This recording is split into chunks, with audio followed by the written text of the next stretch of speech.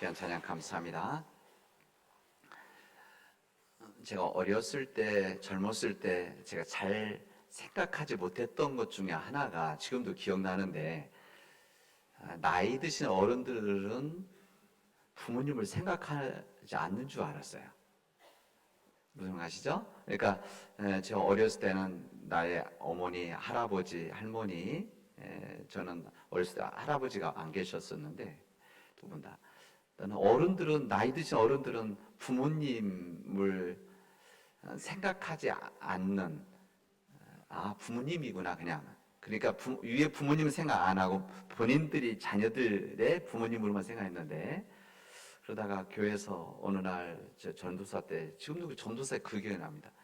어느 권사님께서, 나이 드신 많은 권사님들, 제가 힘들 때면 어머님이 지금도 마음에 기억됩니다, 이런 얘기를 하시더라고요. 그래서 제가 깜짝 놀랐었어요. 그 장면 지금도 내 머리에 생각이 남아 있습니다. 이 어버이 주일인데, 우리 지난 주일에 함께 모였기 때문에 우리 행사는 하지 않지만, 우리 모든 이 어버이날, 우리 모든 부모님들을 함께 생각하는, 그리고 이런 날은 내가 좋은 엄마가 돼야 되겠다, 내가 좋은 아버지가 돼야 되겠다, 이것을 결단하는, 또 마음에 담는, 기도하는 그런 시간들이 되어지기를 바랍니다. 우리 텔레비전 방송에 특별한 사람을 초청해서 유재석하고 같이 이렇게 대화를 나눈 프로그램이 하나 있습니다. 유키즈 온 더 블럭이라고 있는데, 자주 제가 못 보지만 어쩌다가 보면 이렇게 인생에 대한 부분들을 이렇게 잘 나누고 있기 때문에 시간 나면 볼 때가 있는데, 며칠 전에 우연히 채널 돌리다가 이렇게 어떤 사람이 나와서 이야기하는데, 제가 얼굴도 모르고 그런데 봤더니 가수였었어요. 홍대에서, 홍대 그 밴드, 락밴드, 막 기타 치고 춤추고 하는 그 락밴드. 아마 젊은 사람들은 말 달리자 그런 노래 막 하잖아요, 신나게. 그 노래를 부르던 친구들인데, 이 친구가 나와서 이야기를 하는, 대화하는 장면, 너무 재밌게 얘기하고 엉뚱한기도 하고 코믹한 이야기하는데, 근데 이야기 중에 제 마음에 도전받는 한 이야기가 있었어요. 그 지금 무슨 이야기를 하는가 하면은 이런 이야기를 하는 겁니다. 중세 시대 이 흑사병의 유행이 끝나자마자 이탈리아 피렌체를 중심으로 해서 이 르네상스 대부흥 운동이 시작되었던 것처럼, 우리나라도 이 코로나 팬데믹 지나고 나서 이제 이 문화 예술이 꽃 피우는 일을 시작해야 되겠다, 이런 이야기를 하더라고요. 그래서 좀 엉뚱하기도 하고, 막 락밴드니까 얼마나 머리 돌리고 그런 친구인데, 이 가수, 이게 철학이 있구나, 나름의 철학이 있더라고요.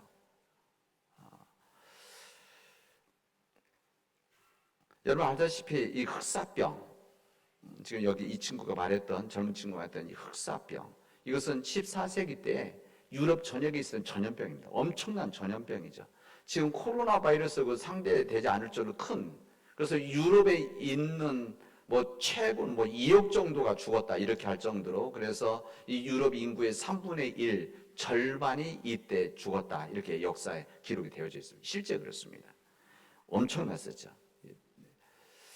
그런데 왜 흑사병 이야기를 하는가 하면, 이 흑사병이 끝나자마자 유럽의 문화의 전성기인 르네상스 운동, 보통 르네상스 운동이라고 그러죠. 문학, 예술, 미술, 모든 분야, 인간의 모든 이런 것들이 이때 전성기를 이루게 되셨습니다. 오래전 그 전 단계, 중세시대 속에서 있었던 이 권위와 권력과 퇴폐 이런 모든 것들을 끝낸 것은 혁명이라든지 무슨 전쟁이 아니라 작은 바이러스였었다, 그런 이야기입니다. 바이러스.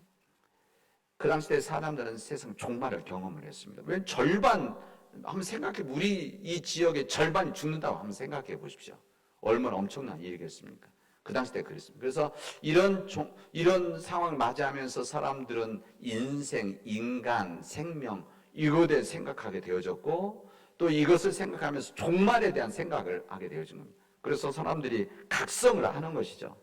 그래서 그 전에 있었던 안 좋았던 이 모든 종교적인 이 권위, 봉건지 뭐 이런 안 좋았던 이런 모든 인간의 이 바르지 못했던 것들이 그때 깨어지는 역사를 그때 만들게 되어집니다. 여러분 잘 알다시피 지난 5일 날 그 WHO죠. 그러니까 세계 보건기구, 유엔 보건기구에서 이제 코로나 공중 보건 비상 사태, 우리만 지금 코로나 바이러스입니다. 코로나 바이러스.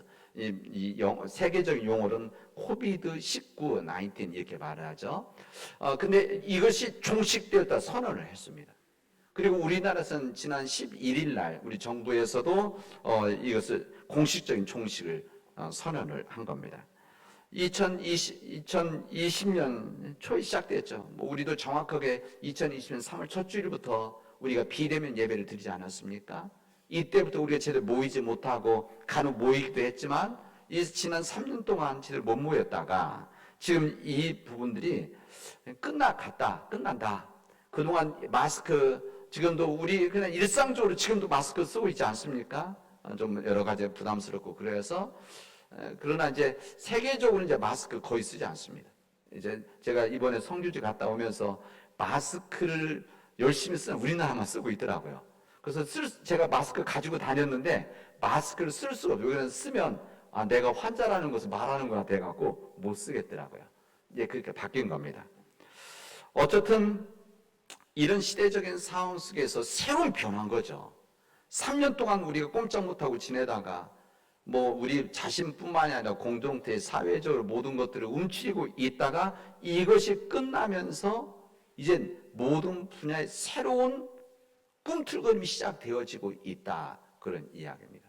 그래서 이 가수였던 이 친구는 그런 얘기한 것이죠.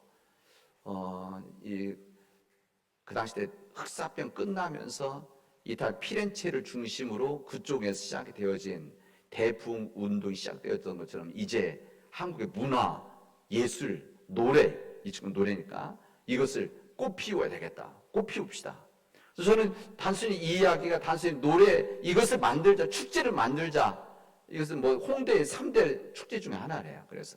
근데 이 친구 생일날 축제하는 거가. 그리고 엉뚱한 친구였는데. 그래서 저는 어떤 소리 들었는가 하면, 이제 우리 삶의 모든 영역에서 이제 새로운 일들을 만들어 봅시다. 이걸 받아들였습니다. 그러니까 이제 우리 사회 각 분야, 우리 직장, 일터, 우리 교회가 영원내담, 우리 장애인 복지관, 평화의 집, 또 다문화센터, 뭐 우리 이주 외국인 센터, 또 소망의 문 포함을 해서 여러분 일하는 일터, 직장, 그다음 우리 노회, 시찰회, 우리 교단, 이 모든 우리 모든 이 귀한 단체들이 모임들이 이제 가만히 있는 것이 아니라 이제 새로운 일들을 시작해야 되는 때다. 움츠리면 안 된다. 이제 오히려 이 3년 동안 코로나를 딛고 일어서는 일들을 만들어 봐야 된다. 이런 이야기입니다. 저는 당연히 그 얘기만 받아들이겠습니까? 저는 방송에서 나온 이야기지만 저는 개인 도전이 됐습니다. 이것은 우리 교회 주신 주님의 말씀이다. 세상의 소리를 통해서 교회의 목사 듣도록 해준 거구나. 이제 우리 교회가 지난 3년 동안 코로나 바이러스에서 움츠리고 있었다면 우리가 지금까지 모든 일들을 감당하는 일들이 우리가 항상 조심조심 할 수밖에 없었고 또 일을 진행하지 못했다면 이제는 우리들이 새로운 교회의 부흥을 위해서 우리가 함께 일해야 되는 때구나. 이것은 이번 주에 저한테 도전을 주신 생각이 되어집니다. 사실 매년 제가 이때쯤 되면 제가 아는데 잊어버린 거 하나 있어요. 제가 취임 딱 5주년 되는 이번 주일이더라고요. 근데 이것을 제가 매년 이때쯤 되면 내가 5주년 됐구나 이것을 아는데 그래서 스스로 얘기도 하는데 제가 정신이 없었어요. 그래서 요즘 제가 이런 말 하면 어떻게 하는지 아십니까? 코로나 휴유증. 코로나 휴유증 자꾸 잊어버리는 거라 요즘 그렇게 얘기하는데 그 생각이 들었어요. 제가 5년 동안 중에서 3년을 지금 이 붙잡혀 우리들 같이 있었는데 이제 정말 하나님의 주신 은혜 안에서 새로운 우리 교회 부흥을 위해서 함께 일해야 되겠다. 그 생각이 들었습니다. 오늘 구약의 말씀은 모세의 마지막 삶을 우리에게 이야기해 줍니다. 마지막 삶이 되어지고 새로운 일이 시작되어지는 우리 교단 전체에 있는 말씀인데, 오늘 모세가 느보산 비스가 정상에서 약속의 땅 가나안 땅을 바라보면서 그의 생을 마무리하는 내용이 오늘 내용입니다. 무슨 말인가 하면, 이 모세가 이스라엘 민족을 끌고 출애굽을 해서 여기까지 온 거 아닙니까? 여기까지 와서 이 출애굽 노예로 살던 이스라엘 백성을 이끌고 히브리 민족을 이끌고 40년 동안 힘든 광야길을 거쳐서 지금 하나님 약속해 주신 약속의 땅 가나안 땅에서 왔는데, 하나님은 가나안 땅을 보여주시는 겁니다. 높은 산에 올라가서, 느보산이죠. 근데 올라서 보여주시면서 너는 여기까지다 이렇게 말씀하신 겁니다. 좀 너무 야속하지 않습니까? 그렇게 고생해서 여기까지 왔는데 하나님께서는 그 약속의 땅 바로 눈앞에 두고 보여주시면서 너는 여기까지다. 아마 모세는 아마 야속한 마음 들을 수도 있었겠다. 아마 그 마음속에는 이런 마음도 하지 않았겠습니까? 하나님, 가나안 땅을 한 발자국만 디디면 안 되겠습니까? 40년을 기다려왔는데, 40년을 고생했는데, 말 듣지 않는 이스라엘 민족들이 여기까지 끌고 왔는데, 그래도 한 발자국 디뎌야 되지 않겠습니까? 그런 상황이 있었습니다. 그러나 하나님께서는 너는 여기까지만 이렇게 이야기하시죠. 하나님은 이 모든 일들을 다 알고 계신 건 아닙니까? 그래서 하나님께서는 이 모세를 여기까지다 말씀하신 겁니다. 여기 뒤에 보면은 모세 그 내용을 보면 눈이 흐려지지 않았고 기력이 쇠하지 아니했다. 그게 무슨 말이면 건강하단 말 아닙니까? 이게 건강하니까 지금 가나안 땅에 들어가 싸움해도 괜찮다는 이야기입니다. 그럼에도 불구하고 하나님께서는 하나님의 새로운 역사를 위해서 준비시켜 놓았던 여호수아에게 그 역할을 넘기게 되어집니다. 그리고 이 부분에 대해서 이 모세가 절대 이것에 대해서 서운해하지 않고 이것에 대해서 그냥 순종을 하게 되어집니다. 이게 바로 하나님의 역사입니다. 하나님의 때가 있는 거죠. 하나님의 방식이 있습니다. 그러나 우리들은 하나님의 때와 하나님의 방식이 있음에도 불구하고 우리는 끊임없이 내 생각과 내 방식으로 왜 이게 안 될까? 왜 지금 돼야 되는데? 그러나 하나님은 어떻게 합니까? 기다려라. 그때가 있다 말씀하시는 겁니다. 오늘 우리가 읽은 복음서의 말씀은 예수님 고별석에 말씀한 부분입니다. 요한복음이 여러분 알다시피 21장까지 있는데 21장에서 13장부터 거의 절반쯤은 예수의 마지막 때 시간, 일주일 채 되지 않는 사건을, 말씀을, 행적을 기록하고 있습니다. 그 대부분 말씀은 예수님의 설교입니다. 그러니까 예수님 어떻게 보면 고별 설교와 같은 부분들이 제자들에게 다락방에 모여서 제자들에게 하셨던 설교가 아주 길게 설교 나와 있습니다. 그런데 이때 예수님께서 붙잡히시기 전인 거죠. 십자가 고난을 당하기 전. 그런데 예수께서 이미 3번이나 이 고난 예고를 하게 되십니다. 내가 예루살렘에 올라가면은 내가 고난을 받게 되어지고 내가 붙잡혀서 십자가에서 죽게 되어질 것이다. 그러나 나는 부활할 것이다 말씀하십니다. 이 3번을 이야기하는 제자들은 예수님 붙잡혀서 고초를 당하고 순환당하고 조롱당하고 십자가에 길을 가고 십에 죽는다는 것까지는 받아들이는데 이는 부활하신다는 것을 받아들이지 않았어요. 그러니 지금 하루 전날 정도면 예수님의 그 마음이 다 느껴지는 거 아니겠습니까? 그래서 불안한 마음이 있었습니다. 이 불안함 속에 있는 제자들, 주님께서는 그것을 알아차리시고 나서 주님은 이렇게 그들에게 말씀하십니다. 너희는 마음에 근심하지 말아라.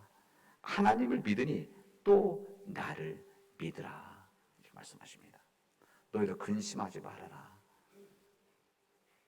염려하지 말아라. 너희들 하나님을 믿지 않느냐? 그러니 나를 믿으라 말씀하십니다.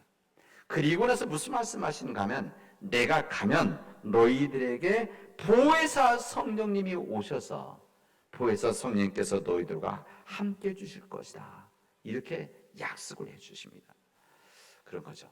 아니, 인간의 생각으로, 제자들의 생각으로 봐서는 예수님이 좀 더 오래 계시고 지금 3년 채 안 됐는데 4년, 5년, 10년, 20년 좀 더 사역하셔도 되실 텐데, 말씀도 전하시고 치유도 역사도 만들고 기적, 오병이어 같은 기적을 끊임없이 만들면 더 교회도 커지고 사람들이 믿을 것 같은데, 이것은 인간의 생각이죠. 그러나 예수님은 하나님의 뜻이었습니다. 하나님의 때, 하나님의 방식. 그래서 주님은 3년 채 안 됐을 때 너희들에게 성령이 임하게 되어질 것이다. 보혜사 성령. 이 보혜사라는 말이 이제 한자로 썼기 때문에 좀 어려운데, 사실 이게 글자 그대로는 내 곁에 있는 주의 종과 같은 의미입니다. 이렇게 생각하시면 딱 맞습니다. 내 곁에 있는 종. 그러니까 내 곁에서 위로자. 그래서 다른 번역에는 위로자라 이렇게 나온 데도 있고, 어떤 번역은 상담자 이렇게 나오기도 합니다. 카운셀러죠. 그리고 지도자, 내 곁에 있으면서. 그러니까 주님께서는 내가 떠나지만, 내가 떠나야만 이 성령님이 오실 거다. 이 성령 오시면 너희들 곁에서 너희를 지키시고 인도하시고 보호하실 것이다.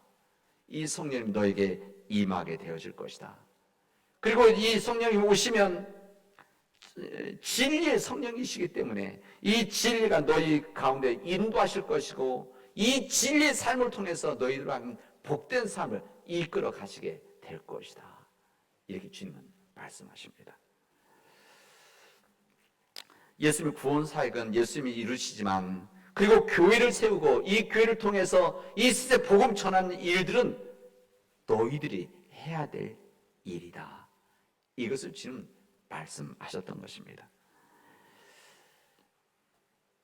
하나님이 지배하신 세상을 만들기 위해서, 하나님의 세상, 하나님 나라를 만들기 위해서, 하나님의 놀라운 역사를 만들기 위해서 모세를 불러서 80년 동안 준비시켜서 40년을 이끌고 일하게 하셨던 것이 이제 마무리되어지는 것처럼, 그리고 3년 동안 제자들을 불러 공생애를 통해서 새로운 주님의 복음, 하나님 말씀을 전했던 예수님께서 떠나시는 이 상황 속에서 오늘 주님은 이 말씀을 하시는 겁니다.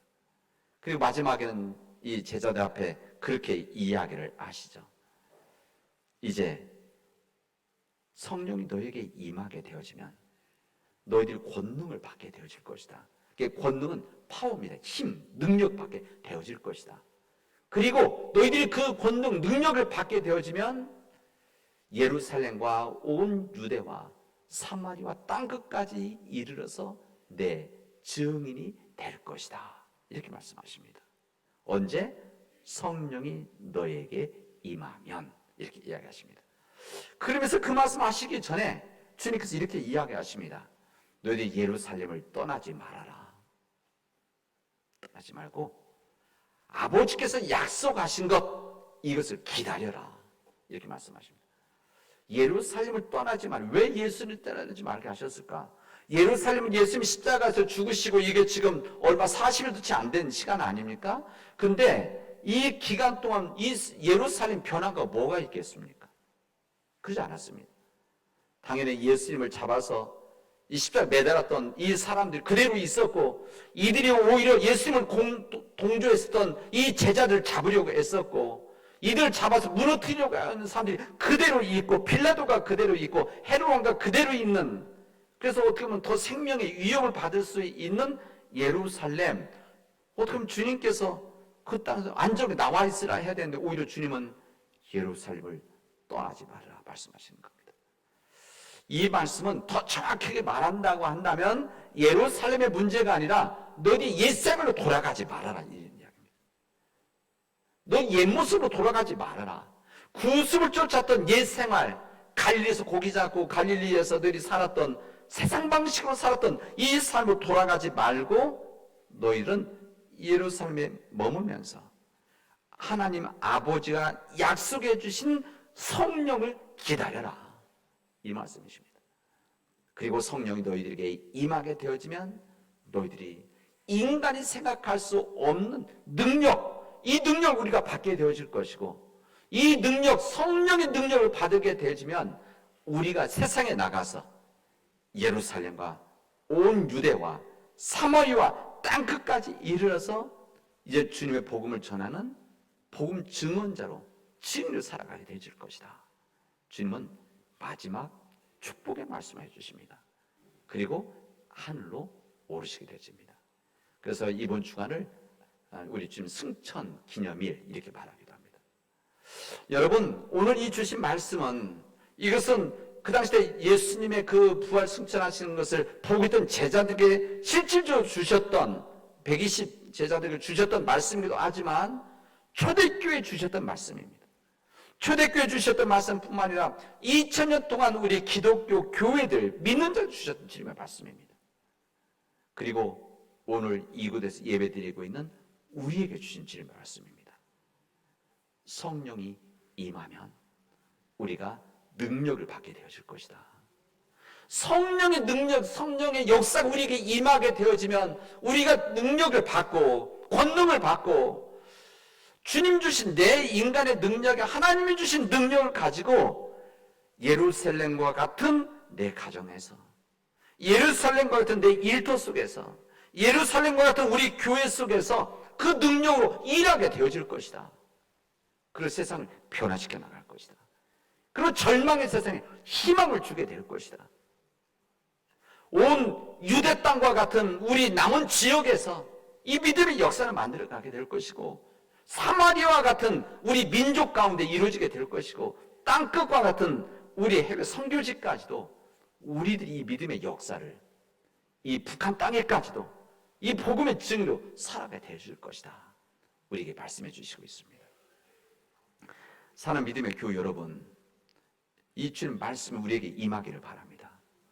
성령이 우리에게 임하기를 간절히 기도하시고, 성령님이 우리에게 임함으로 우리가 주님의 권능을 받아서, 능력을 받아서 우리로 하여금 내가 있는 곳에 세상 놀라운 역사를 만들어 나가는 복음의 증인의 삶을 살아가도록 하십시오. 사랑 우리 믿음의 교회 여러분, 이제 오늘 주님 주신 이 말씀을 가지고 여러분의 일터에 돌아가셔서, 여러분 삶의 현장으로 돌아가셔서, 여러분의 가정으로 돌아가셔서 여러분이 있는 그곳을 이제 새로운 역사로 만들어 나가는 이 믿음의 시간들을 시작해 보십시오. 여러분이 맘먹었던 거, 여러분이 기도했던 거, 여러분이 소원했던 거, 이 모든 것들 마음속에 간직하고 이제 주님 주신 은혜와 성령의 능력과 은혜 안에서 이 일을, 새로운 일을 감당하게 해달라고 간절히 기도하시기 바랍니다. 이것을 위해서 또 최선의 삶을 살아가십시오. 이 삶을 살아가는 우리 사랑하는 모든 교우들이 되어지를 주님의 이름으로 축원하겠습니다. 기도합시다. 은혜가 풍성하신 하나님 감사합니다. 하나님, 코로나가 끊는 우리 시대적인 상황이 많은 먹구름이 끼어 있지만 주님, 그러나 이런 상황 가운데서 우리가 흔들리지 않고 낙심하지 않고 하나님 주신 은혜 안에서 성령의 은혜로 이 모든 일들을 주님 거슬러 올라가는 시대를 변화시켜 나가는 믿음의 백성들이 되어지게 하여 주시옵소서. 이 모든 말씀을 예수님의 이름으로 기도합니다. 아멘.